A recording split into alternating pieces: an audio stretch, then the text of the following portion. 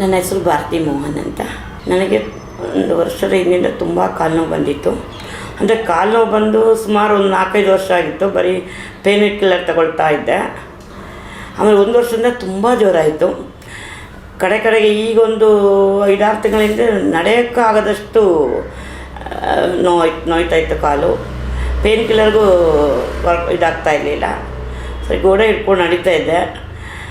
ಎಲ್ಲರೂ ಆಪ್ರೇಷನ್ ಅಂತೇಳಿದ್ರೆ ಎಲ್ಲ ಹೆದರಿಸ್ತಾಯಿದ್ರು, ಅಷ್ಟು ಲಕ್ಷ ಆಗುತ್ತೆ, ಇಷ್ಟು ಲಕ್ಷ ಆಗುತ್ತೆ ಅಂತ. ನಾವು ಮಧ್ಯಮ ವರ್ಗದವರು, ನಮ್ಗೆ ಅಷ್ಟೆಲ್ಲ ಒಂದು ಇದು ಮಾಡೋಕ್ಕಾಗಲ್ಲ ಅಂತ ಯಾರಿಗೂ ಹೇಳೋದು ನೋವು ತಿಂತಾನೇ ಇದ್ದೆ.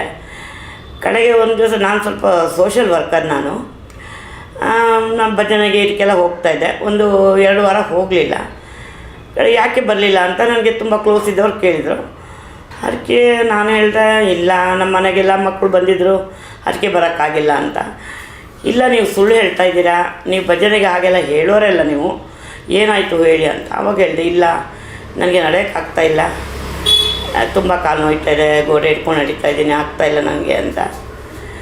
ಸರಿ ಹೌದಾ ಅಂತ ಹೇಳ್ಬಿಟ್ಟು ನನಗೆ ಇವರು ಡಾಕ್ಟರ್ ಶ್ರೀಕಾಂತ್ ಅವ್ರನ್ನ ನೀವು ಒಂದ್ಸಲ ಕಾಂಟ್ಯಾಕ್ಟ್ ಮಾಡಿ ನೋಡಿ ಅಂದರು. ಸರಿ ಆಯಿತು ಅಂತ ಅವರಿಗೆ ಇದು ಮಾಡಿದೆ, ಫೋನ್ ಮಾಡಿದೆ. ಅವರು ಆಯಿತು ಬನ್ನಿ ಅಂದರು. ಅದಕ್ಕಿಂತ ಮುಂಚೆ ಸುಮಾರು ಆಯುರ್ವೇದಕ್ಕೆಲ್ಲ ಹೋಗಿದ್ದೆ, ನನಗದಷ್ಟು ಸ್ಯಾಟಿಸ್ಫ್ಯಾಕ್ಷನ್ ಆಗಲಿಲ್ಲ. ಕಡೆಗೆ ಇಲ್ಲಿ ಬಂದೆ ಎಲ್ಲ ಒಂದ್ಸಲ ಅವರು ಟೆಸ್ಟ್ ಮಾಡಿದರು. ಇಲ್ಲ ತುಂಬ ಡ್ಯಾಮೇಜ್ ಆಗಿದೆ, ನೀವು ಇಮಿಡಿಯೇಟಾಗಿ ಆಪ್ರೇಷನ್ ಮಾಡಿಸಲೇಬೇಕು ಅಂದರು. ನಾವು ಮಧ್ಯಮ ವರ್ಗದವರು, ನಮಗೆ ಎಷ್ಟು ಹೇಳ್ತಾರೋ ಏನೋ ಭಯ ಇತ್ತು. ಆದರೆ ನಿಜವಾಗ್ಲೂ ನನಗೆ ತುಂಬ ಖುಷಿ ಆಯಿತು. ಅವರು ನಮ್ಮ ಇದಕ್ಕೆ ಇದು ಮಾಡಿಕೊಂಡೆ ನಮಗೆ ಆಪ್ರೇಷನ್ ಮಾಡಿದರು. ನನಗೆ ಅವರು ಆಪ್ರೇಷನ್ ಮಾಡುವಾಗಲೇ ಭಾರತೀಯವರು ಹೇಗಿದ್ದೀರಾ, ಹೇಗೆ ತುಂಬ ಚೆನ್ನಾಗಿ, ನಾನು ತುಂಬ ಜನರ ಬಾಯಲ್ಲೂ ಕೇಳಿದೆ. ಇಲ್ಲ ಅವ್ರು ತುಂಬ ಚೆನ್ನಾಗಿದ್ದು ಮಾಡ್ತಾರೆ, ತುಂಬ ರೀಸನೇಬಲಾಗಿ ಆಪ್ರೇಷನ್ ಮಾಡ್ತಾರೆ ಅಂತ. ಅವ್ರು ನಿಜವಾಗ್ಲೂ ಪೇಷಂಟ್ ಮುಖ ನೋಡ್ತಾರೆ ಹೊರತು ದುಡ್ಡಿನ ಮುಖ ನೋಡಿ ಅವರು ಮಾಡಲಿಲ್ಲ ಅಂತ ನನಗೆ ಆಮೇಲೆ ಗೊತ್ತಾಯಿತು. ಆಪ್ರೇಷನ್ ಮಾಡಿ ಒಂದು 15 ದಿವಸ ನನಗೆ ಸ್ವಲ್ಪ ಇದಾಯಿತು. ಆದರೆ ಅವರು ಬರೀ ಎಕ್ಸಸೈಜ್, ಬರೀ ನನಗೆ 15 ದಿವಸನೇ ಅವರು ಟ್ಯಾಬ್ಲೆಟ್ ಕೊಟ್ಟಿದ್ದು. ಆಮೇಲೆ ಏನಿದ್ರು ಎಕ್ಸಸೈಜ್ ಮಾಡಿ, ಆಮೇಲೆ ಐಸ್ ಪ್ಯಾಕ್ ಇಟ್ಕೊಳ್ಳಿ, ಅದು ಬಿಟ್ಟು ನಿಮ್ಮ ಟ್ಯಾಬ್ಲೆಟ್ ತೊಗೋಬೇಡಿ ಅಂತ. ನನಗೆ ಆ ಟೈಮಲ್ಲಿ ನನ್ನ ಹಸ್ಬೆಂಡು ತುಂಬ ನನಗೆ ಸಪೋರ್ಟ್ ಮಾಡಿದರು, ಮತ್ತು ಡಾಕ್ಟ್ರು ಸಪೋರ್ಟ್ ಮಾಡಿದರು. ಮತ್ತು ನಾನು ಒಂದು ದಿನ ಇವ್ರಿಗೆ ಹೇಳಿದೆ ಅಷ್ಟೇ, ನಾನು ಫಿಸಿಯೋಥೆರಪಿ ಇದು ಮಾಡ್ತೀನಿ ಅಂತ. ನಾನು ಫಿಸಿಯೋಥೆರಪಿನೂ ಮಾಡಿಸ್ಕೊಳ್ಳಿಲ್ಲ. ಅಂದರೆ ತುಂಬ ಎಕ್ಸಸೈಜ್ ಮಾಡ್ತಾರೆ, 1 ಗಂಟೆ, ಈಗಲೂ ನಾನು 1 ಗಂಟೆ ಎಕ್ಸಸೈಜ್ ಮಾಡಿಯೇ ಮಾಡ್ತೀನಿ. 1 ತಿಂಗಳಲ್ಲೇ ನಾನು ಚೆನ್ನಾಗಿ ಒಂದು 15 ದಿವಸ ವಾಕರ್ ಇಟ್ಕೊಂಡಿದ್ದೆ. ಆಮೇಲೆ ಸುಮ್ಮನೆ ಸ್ಟಿಕ್ಟ್ ಅಡ್ಡ ಹಿಡ್ಕೊಳ್ತಾ ಇದ್ದೆ, ಕೈಲಿ ಇದೆ ಅನ್ನೋದಕ್ಕೆ ಮಾತ್ರ ಇಟ್ಕೊಳ್ತಾ ಇದ್ದೆ ಹೊರತು ನಾನು ಅದನ್ನು ಯೂಸ್ ಮಾಡ್ತಾ ಇರಲಿಲ್ಲ. 1 ತಿಂಗಳಲ್ಲಿ ನಾನು ಚೆನ್ನಾಗಿ ನಡೆಯೋದು ಅಭ್ಯಾಸ ಮಾಡಿದೆ. ಇವಾಗಂತೂ ತುಂಬ ಕುಣಿತೀನಿ, ತುಂಬ ಇದು ಮತ್ತು ನನಗೆ ಕಾಲು ನೋವು ಬಂದಿದೆ ಅನ್ನೋದು ಈಗ ಮರ್ತೋಗಿದೆ. ಡಾಕ್ಟ್ರು ನನಗೆ ತುಂಬ ಇದು ಮಾಡ್ತಂದರೆ, ಯಾವ ಡಾಕ್ಟ್ರು ಇಷ್ಟೊಂದು ಎಫರ್ಟ್ ಹಾಕಿ ಆಪ್ರೇಷನ್ ಮಾಡಲ್ಲ ಅಂದ್ಕೊಂಡಿದ್ದೀನಿ ನಾನು. ತುಂಬ ಚೆನ್ನಾಗಿದ್ದೀನಿ, ಇವಾಗ ಖುಷಿ ಆಗ್ತಾಯಿದೆ. ಎಲ್ಲರಿಗೂ ಹೇಳ್ತಾಯಿದ್ದೀನಿ, ಎಲ್ಲರಿಗೂ ಅಡ್ರೆಸ್ ಕೊಡ್ತಾಯಿದ್ದೀನಿ, ಹೋಗಿ ಡಾಕ್ಟ್ರ ಕೈ ತುಂಬ ಚೆನ್ನಾಗಿದೆ, ಅವ್ರು ತುಂಬ ಚೆನ್ನಾಗಿ ಕೇರ್ ತಗೊಂಡು ಆಪ್ರೇಷನ್ ಮಾಡ್ತಾರಂತ. ನಾವು ತುಂಬ ಕಡೆ ಆಪ್ರೇಷನ್ ಎಲ್ಲರೂ ಅಷ್ಟೇ, ಎಲ್ಲ ತುಂಬ ಡಾಕ್ಟ್ರ್ ಇದ್ದಾರೆ. ಆದರೆ ಅವ್ರ ಕೆಲಸ ಆಯಿತಾ, ಪೇಮೆಂಟ್ ಆಯಿತಾ, ಆಯಿತು, ಮಿನ್ನ ಅವರು ಕೆಲಸ. ಆದರೆ ಈ ಡಾಕ್ಟ್ರ್ ಆ ಥರ ಅಲ್ಲ, ತುಂಬ ಚೆನ್ನಾಗಿ 3 ದಿನಕ್ಕೂ ಫೋನ್ ಮಾಡಿ ಹೇಗಿದ್ದೀರಾ, ಏನಾಯಿತು, ಹೇಗೆ ಏನು, ನಾನೆಲ್ಲ ಪ್ರಾಬ್ಲಮ್ ಅವ್ರಿಗೆ ಹೇಳ್ಕೊಳ್ತಾ ಇದ್ದೆ. ಅವರು ಸಾಲ್ಯೂಷನ್ ಹೇಳ್ತಾಯಿದ್ರು, ನನ್ನ ಯಜಮಾನರು ಸಪೋರ್ಟ್ ಮಾಡ್ತಾಯಿದ್ರು.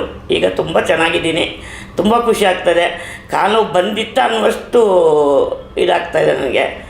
ನನ್ನ ಹಸ್ಬೆಂಡು ಅಷ್ಟೇ ತುಂಬ ಧೈರ್ಯ ಕೊಡ್ತಾಯಿದ್ರು. ಇದಕ್ಕೆ ಮೇನ್ ಏನಪ್ಪ ಅಂದರೆ, ನಮಗೆ ಇದು ಧೈರ್ಯ ತುಂಬ ಇರಬೇಕು. ಅಯ್ಯೋ ನಡೆದ್ರೆ ಏನಾಗುತ್ತೆ, ನೀನು ಆಪ್ರೇಷನ್ ಆಗಿದೆ, ನೀನು ನಡಿಬೇಡ.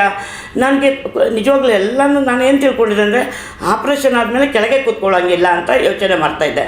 ಈಗ ಆರಾಮ 2 ಗಂಟೆ ಕೆಳಗೆ ಕೂತ್ಕೊಳ್ತಾ ಇದ್ದೀನಿ. ಎಲ್ಲರೂ ಅದೇ ಹೇಳ್ತಾರೆ. ಮೊನ್ನೆ ಒಬ್ಬರು ಫೋನ್ ಮಾಡಿ, ಅಯ್ಯೋ ಭಾರತಿ ಮನೆಗೆ ಹೋಗಿ ದೃಷ್ಟಿ ತೆಗೀರಿ, ನೀವು ಕೆಳಗೆ ಕೂತಿದ್ದು ನನಗೆ ಭಾರಿ ಆಶ್ಚರ್ಯ ಆಯಿತು ಅಂತ. ನನಗೆ ತುಂಬ ಸಂತೋಷ ಆಗ್ತದೆ ನಿಜವಾಗ್ಲೂ. ಭಾರತಿಗೂ ಡಾಕ್ಟ್ರಿಗೂ ಥ್ಯಾಂಕ್ಸ್ ಹೇಳಬೇಕು, ನಮ್ಮ ಹಸ್ಬೆಂಡಿಗೂ ಥ್ಯಾಂಕ್ಸ್ ಹೇಳಬೇಕು. ನೋಡಿ, ಆ ಡಾಕ್ಟ್ರಿಗೆ ಹೋಗಿ ಕಾಂಟ್ಯಾಕ್ಟ್ ಮಾಡಿ, ತುಂಬ ಜನ ಬಂದು ನೋಡ್ಕೊಂಡು ಹೋಗಿದ್ದಾರೆ. ಅವ್ರದ್ದು ಒಂದು ಏನಪ್ಪ ಅಂದರೆ, ಆಪ್ರೇಷನ್ ಇದ್ದರೆ ಮಾತ್ರನೇ ಅವರು ಅಗತ್ಯ ಇದ್ದರೆ ಮಾಡ್ತಾರೆ ಹೊರತು ಎಲ್ಲರಿಗೂ ಆಪ್ರೇಷನ್ ಬೇಕು ಅಂತ ಅವ್ರು ಹೇಳ್ತಾ ಇಲ್ಲ. ನನ್ನ ಫ್ರೆಂಡ್ಸ್ ಬಂದು ತುಂಬ ಜನ ಹೇಳಿದರು, ಇಲ್ಲ ನಮಗೆ ಅವರು ಆಪ್ರೇಷನ್ ಬೇಡ ಅಂದರು ಅಂತ. ಇನ್ನು ತುಂಬ ಜನ ಬರಲಿಕ್ಕಿದ್ದಾರೆ, ಹೋಗಬೇಕು, ಈ ವಾರ ಹೋಗ್ತೀನಿ, ಹೋಗ್ತೀನಿ ಅಂತ ಇದ್ದಾರೆ. ನನಗೆ ಮಂಡಿ ನೋವು ಇರುವಾಗ ಬಗ್ಗಿ ಒಂದು ದೇವರಿಗೆ ದೀಪ ಹಚ್ಚೋಕ್ಕೂ ಆಗ್ತಾಯಿರಲಿಲ್ಲ. ಕಣ್ಣಲ್ಲಿ ನೀರು ಬರ್ತಿತ್ತು.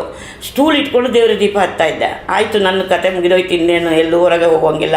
ನನ್ನ ಮಕ್ಕಳಿಗೆ ಹೇಳ್ದೆ, ಇಲ್ಲಮ್ಮ ಆಪ್ರೇಷನ್ ಮಾಡ್ಕೋಬೇಡಿ, ನಿಮಗೆ ಏಜ್ ಆಯಿತು, ಸಕ್ಸಸ್ ಆಗಲ್ಲ ನೋಡಿ ಅಂತ ಎಲ್ಲ ನನ್ನ ಮಕ್ಕಳು ನೆಗೆಟಿವ್ ಹೇಳ್ತಾಯಿದ್ರು.